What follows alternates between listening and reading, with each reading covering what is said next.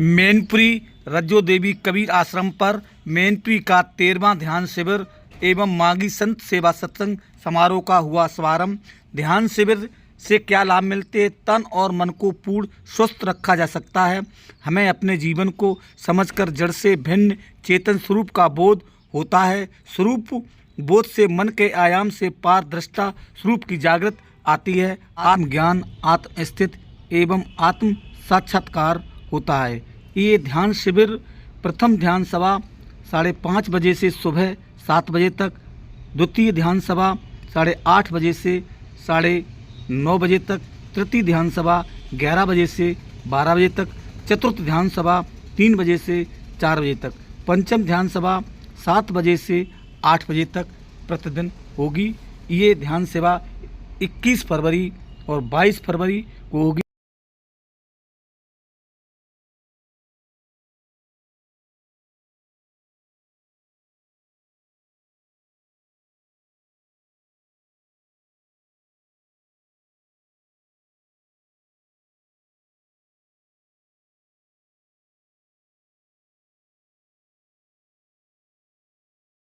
प्रथम ध्यान की दूसरी ध्यान सभा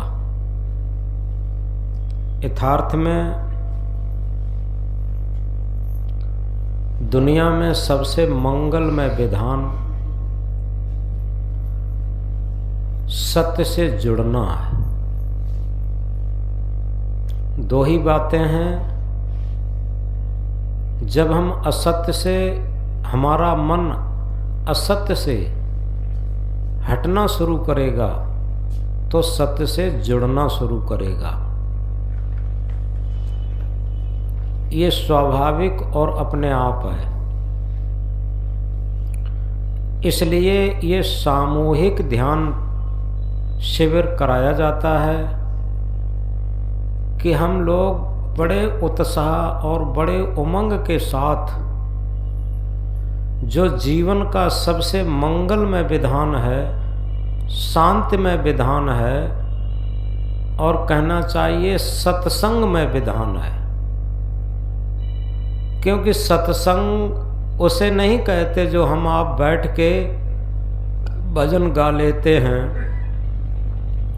कुछ प्रवचन कर लेते हैं। ये केवल सत चर्चा मात्र है। जैसे पानी की चर्चा तो खूब की जाए लेकिन पानी पिया न जाए, भोजन की चर्चा तो खूब की जाए लेकिन भोजन ग्रहण न किया जाए, इसी तरीके से सत की चर्चाएं तो खूब होती हैं, बड़ी भीड़ भाड़ के साथ होती हैं, लेकिन सत्य का संग नहीं किया जाता। कभी कभी हम कहा करते हैं पानी को अगर दूध के साथ मिला दो तो पानी दूध के सदृश हो जाता, पानी को शराब के साथ मिला दो पानी शराब सदृश हो जाता, पानी को विष के संग मिला दो तो विष सदृश हो जाता, पानी को अमृत के साथ मिला दो तो पानी अमृत सदृश हो जाता। अगर सही पानी को पानी ही रहना है जिससे प्यास बुझती है, शुद्ध पानी, निर्मल पानी, तो उसे किसी में मिलना नहीं है, तब उसका वास्तविक स्वरूप है। इसी तरीके से हमारा मन अगर असत्य के साथ मिल जाता है तो मन असत्य के साथ असत्य हो जाता। काम के साथ मिलकर के कामी, क्रोध के साथ मिलकर क्रोधी, लोभ के साथ मिलकर लोभी, मोह के साथ मिलकर मोही, अहंकार के साथ मिलकर अहंकारी, ये मन हो जाता। और जब मन किसी में न मिले तो एक निर्मल मन होता, पवित्र मन होता। मन जिस जिस में मिलता जाए उसी का स्वरूप इसका बनता चला जाता। तो इस तरीके से जब किसी में नहीं मिलता तो निर्मल मन होता, पवित्र मन होता। और ऐसा निर्मल पवित्र मन जब सत्य से जुड़ता है तो ये सच्चा सत्संग होता। तो सत्संग एक बहुत ऊंची चीज होती है। यथार्थ में सत्य का संग जिस क्षण हो जाता है, असत्य की कीमत चली जाती, और जब तक असत्य की कीमत हमारे मन में रहती है तब तक सत्य की कीमत नहीं मालूम पड़ती। हम लोग इस मंगलमय विधान के लिए यहाँ उपस्थित हुए हैं। इसमें बड़े साहस, उत्साह और उमंग के साथ, और सबसे बड़ी चीज है जागरूकता। क्योंकि जागरूकता, हमारे पास 3 साधन हैं, तन, मन और हृदय। तन हमारा सेवा, तन के अंदर सेवा भाव आ जाए, यानी तन सेवा में लीन हो, तो मन में त्याग भाव जागृत होगा। ये एक साथ रहते हैं। जब जब निस्वार्थ और निष्काम सेवा की जाए, सकामी सेवा नहीं, हम इनकी सेवा कर रहे हैं, इनसे हमें ये फल मिलेगा, ये सकामी सेवा है। निष्काम सेवा, और जिस टाइम तन हमारा सेवा के कार्य करता होगा, सेवा में लीन होगा, तो मन में त्याग जागृत होगा। एक बात बहुत महत्वपूर्ण बता दें, तन राता, सदगुरु कबीर साहब ने कहा है, तन राता मन जात है, मन राता तन जाए, तन मन एक होए रहा, हंस कबीर कहा है। ये ध्यान की सबसे सर्वोच्च विधि है। तन राता मन जात है, जहाँ तन की आसक्ति है, मन वहाँ दौड़ करके अपने आप चला जाता, और जहाँ मन की आसक्ति है वहाँ तन अपने आप दौड़ के जाता। लेकिन सद्गुरु इतनी संसार की बात, असत्य के संग की बात कह करके आगे ध्यान की बात कहते हैं, भजन की बात कहते हैं, स्वरूप स्थिति, आत्मस्थिति की बात कहते हैं। क्या है? तन मन एक होए रहा, हंस कबीर कहा है। तन मन एक कैसे हो सकते? तन मन एक तब होते हैं जब तन यानी शरीर अशरीरी अवस्था में हो और मन अमन की अवस्था में हो, तब ये सत्य से जुड़ कर के एक रहते। और जिस टाइम तन मन दोनों सत्य से जुड़ते हैं, एक होते हैं, वो हंस कबीर कहा है। हंस कहते हैं श्रेष्ठ को। जो जिस तरीके से हंस का उदाहरण है कि दूध रख दिया जाए तो दूध पी लेगा और पानी छोड़ देगा, इसी तरीके से हंस पद है जब इस चेतन जीव का, तो असत्य को छोड़ करके सत्य की स्थिति में स्थित बना लेना, ये हंस पद है। और इस हंस पद को पाने के लिए ही भजन है, भक्ति है, ध्यान है, साधना है, सब कुछ है। और उसके लिए यही करना है, तन और मन को केवल सत्य से, चेतन से, आत्मा से जोड़ना है बस। और ये कैसे जुड़ेंगे, उसके लिए ये सूत्र है।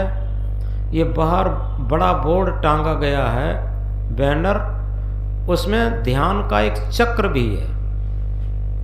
वो कोई समझना चाहेगा उसे समझाएंगे भी, वो लिखा है, उसे देखेंगे। हमारे पास 3 साधन है, तन मन हृदय।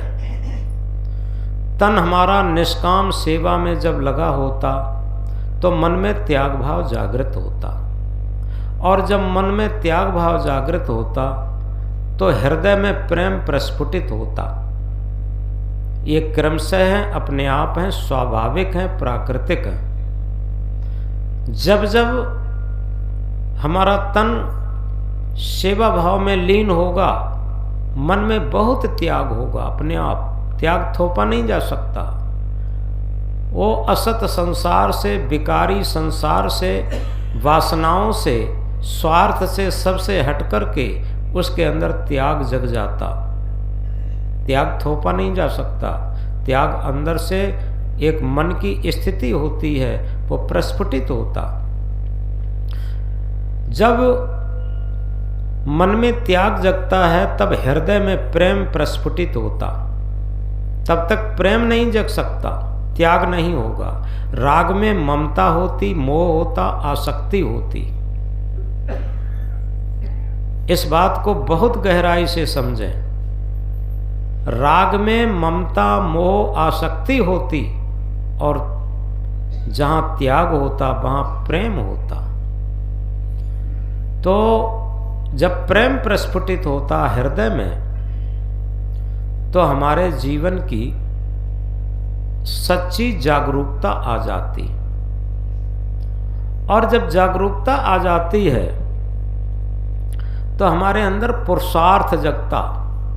शरीर रूपी पुर में शयन करने वाली आत्मा के साक्षात्कार के लिए जो आज हम लोग यहाँ बैठ के कर रहे हैं, ये पुरुषार्थ है। संसार के लोग पुरुषार्थ उसे कहते हैं जिसमें बहुत मेहनत की जाती। आध्यात्म में पुरुषार्थ कहते हैं शरीर रूपी पुर में शयन करने वाली आत्मा की स्थिति को प्राप्त करने के लिए जो अक्रिया ध्यान किया जाता, सहज ध्यान किया जाता, सहज ध्यान में स्थित हुआ जाता, वो सच्चा पुरुषार्थ है। दुनिया के सारे पुरुषार्थ छूट जाते, लेकिन जो आध्यात्मिक पुरुषार्थ है, स्वरूप स्थिति, आत्म स्थिति, वो कभी नहीं 3 काल में छूट सकती। और इसीलिए कहा बाहर का मिलना मिलना क्या, जो मिल करके फिर छुट जाए। अंदर का मिलना सच मिलना, जो मिला हुआ फिर रह जाए। तो इसलिए हम लोग जब पुरुषार्थ में डट जाते तो निश्चित है हमारा जो स्वाभाविक मंगल में विधान है, यानी ये मनुष्य शरीर जिसके लिए मिला है, सत्य के साक्षात्कार के लिए, आत्म स्थिति, परमात्म स्थिति के लिए, मुक्ति मोक्ष कल्याण के लिए, परम शांति पद पाने के लिए, तो वो स्थिति हमारी उपस्थित हो जाती है। तो उसी स्थिति के लिए हम लोग यहाँ उपस्थित हुए हैं। और जो अभी सूत्र बताया था उसमें थोड़ी और सूक्ष्मता लानी है। ये सूक्ष्मता ये है कि बंद आंखों में हम जब जो कुछ भी देखते हैं, उस देखने में कोई थोपी हुई चीजें नहीं है। ये सहज और स्वाभाविक हैं, प्राकृतिक हैं। यहाँ पर ना कोई डिवाइन लाट है और ना कोई अनहद नाद है, क्योंकि ये बाहर से थोपी हुई चीज़ें होती हैं। जिसे अनहद नाद कहते हैं, वो भी हमारी मस्तिष्क में, खोपड़ी में जो नसों में ब्लड सर्कुलेशन होता है, उसकी झंझनाहट की आवाज़ है और वो विविध तरीके के बाजों से महसूस होती है। उसमें मन मुग्ध होता, उसे अनहद नाद कहते हैं। लेकिन सच्चा अनहद नाद, आध्यात्मिक अनहद नाद क्या है? अ माने नहीं और नाद माने आवाज, यानी जहां पर बिना आवाज के ही आवाज होती हो, बिना किसी टकराव के, ब्लड सर्कुलेशन में जो अनहद नाद सुनाई देता है, नसों की झनकारों में विविध बाजे दिखाई देते हैं। आज तक जितने भी बाजे हैं बिना टकराव के नहीं है। कोई भी बाजा देख लीजिए, उसमें टकराव से आवाज होती, कुछ न कुछ उसमें मारा जाता, टकराव किया जाता, तब आवाज होती। हारमोनियम से लेकर जितने भी वाद्य यंत्र हैं, लेकिन एक ऐसी आवाज है जो एक ऐसा अनहद नाद है जो आत्मआवाज है। आवाज सुनो अपने दिल की, क्यों औरों के मसले सुनते। जब हम मन से विचार शून्य होंगे, शरीर से अशरीरी अवस्था में होंगे, इंद्रियों से अतीन्द्रिय अवस्था में होंगे, मन से निर्विचार स्थिति में होंगे, उस टाइम हमारे अंदर अनहद नाद प्रकट होता और वो बहुत सूक्ष्मता से सुनाई देता। उसमें क्या होता है, हमारे आत्मआवाज की गुदगुदी सुनाई देती। और वो जब आत्मआवाज की गुदगुदी में मन लगता तो ये मन नहीं रहता, ये परम पवित्र मन हो जाता। ये मन एक बहुत सुंदर साधक बन जाता। और क्योंकि मन में ही वो शक्ति है, वो संसार की खोज करता है, वैज्ञानिक खोज करता है, और मन की ही वो शक्ति है जो आध्यात्मिक विज्ञान की भी खोज करता है। लेकिन संसार की खोज, वैज्ञानिक खोज एक संसारी वासनाओं में लिप्त व्यक्ति भी कर सकता, लेकिन आध्यात्मिक खोज और सत्य की खोज एक ऐसा विज्ञान है जिसमें मन की निर्मलता की जरूरत है, मन की पवित्रता की जरूरत है, मन की एकाग्रता की जरूरत है। जब हमारा मन एकाग्र होगा, पूर्ण निर्मल और पवित्र होगा, सुंदर मन होगा, उस टाइम हमारी आध्यात्मिक रिसर्च होगी। वो क्या होगी कि आत्मआवाज की गुदगुदी सुनाई देगी। ये अनहद, सच्चा अनहद नाद है, और उसमें आत्मा का प्रकाश भी दिखाई देगा। आत्मा का प्रकाश दिखाई क्या है, यानी जब हमें एकाग्रता में वो शांति मिलती। आप लोग शायद समझते होंगे, कोई भी विषय प्रपंच और दुर्व्यसन से लेकर जितना मन दौड़ता होता है और उसे उसके मन के लक्ष्य की चीज मिल जाती है, तो उस चीज में सुख नहीं होता, मन की एकाग्रता में सुख होता। जैसे उदाहरण के लिए किसी को बीड़ी में ललक है और बीड़ी के बिना वो परेशान है, और जैसे ही बीड़ी उसे मिली और उसका मन एकाग्र हुआ, तो बीड़ी में सुख नहीं है, एकाग्रता में सुख है। वो बीड़ी से सुख मालूम पड़ता। ऐसे ही संसार के जितने भी विषय हैं, उन विषयों में सुख नहीं है। अगर पूर्ण होश में कोई भी दुर्व्यसन प्रयोग किया जाए, कोई भी विषय प्रयोग किया जाए, तो उसमें सुख है ही नहीं। सुख तो मन की एकाग्रता में है। उस टाइम जो मन की दौड़ रहती है, मन की ललक रहती है, वही चीज़ जब हमारे सामने उपस्थित होती है, मिलती है, तो मन एकाग्र होता, तब मन सुख महसूस होता। और ये सुख क्षणिक होता, लेकिन ऐसा चिरस्थायी सुख, चिरस्थायी शांति, जहाँ पर हमारे मन की एकाग्रता आत्मा की आवाज़ पर होती, आत्मा की गुदगुदी पर होती, आत्मा के पुंज प्रकाश पर होती। तो जब ऐसी एकाग्रता आएगी तो असीम शांति प्राप्त होगी, और वो शांति कभी जीवन में छूटेगी नहीं। फिर इस बात को बहुत गहराई से समझना है। तो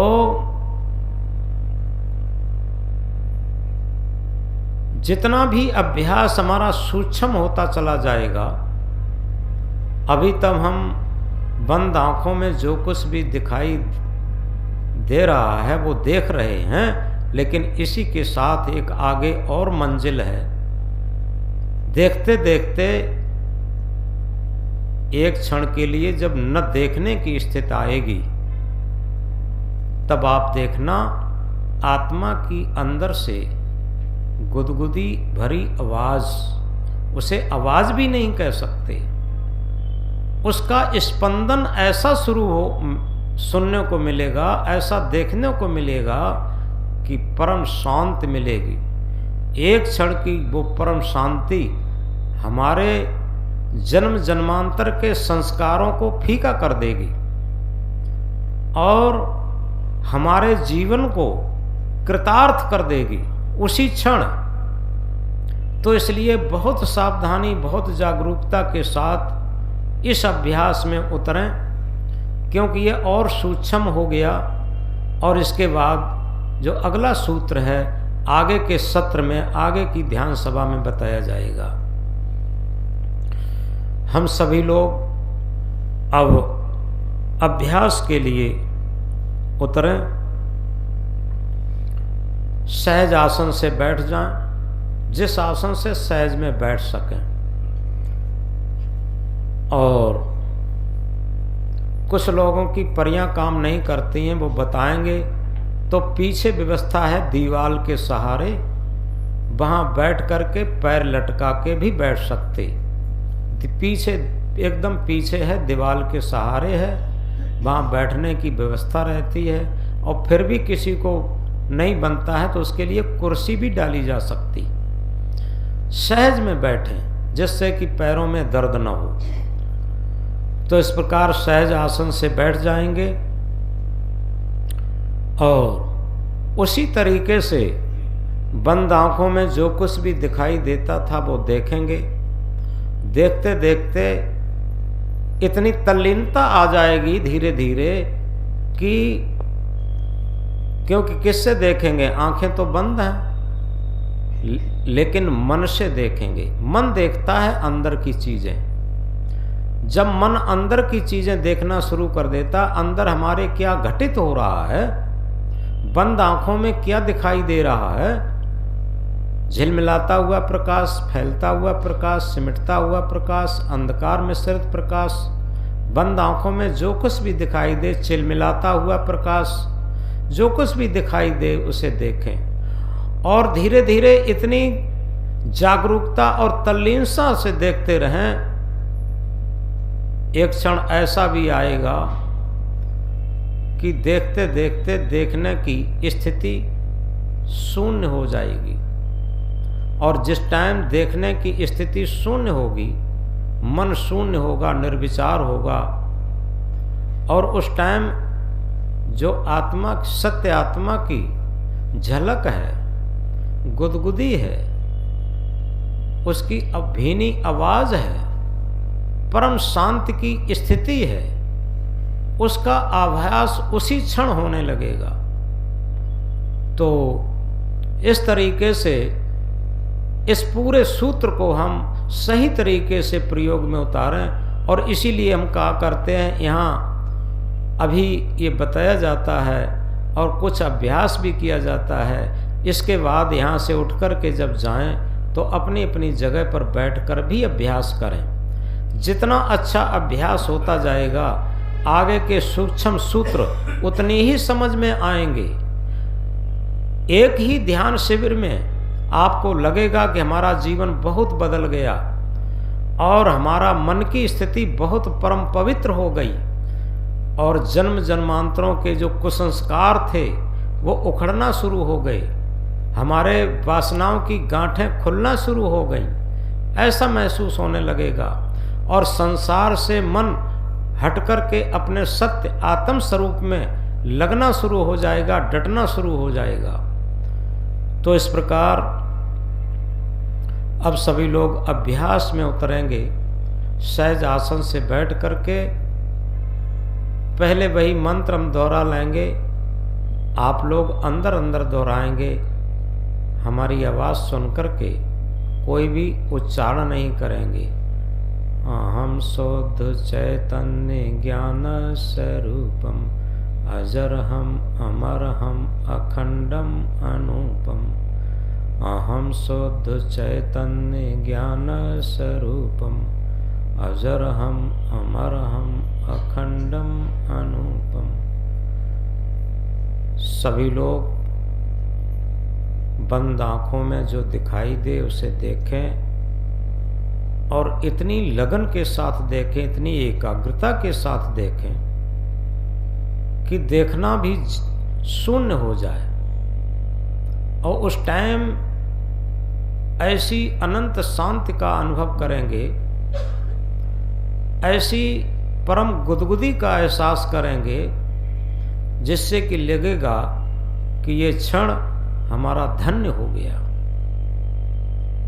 तो उतरें अभ्यास में और काफ़ी देर तक एकाग्रता बनाए रखें। और जब मन में संकल्प विकार विचार उठने लगें तो तुरंत एकदम बंद आँखों में अपने अंदर ये एहसास करें, बंद आँखों में जो कुछ भी दिखाई दे उसे देखें। एकदम जागरूकता आ जाएगी और मन शांत होने लगेगा। तो इस प्रकार अब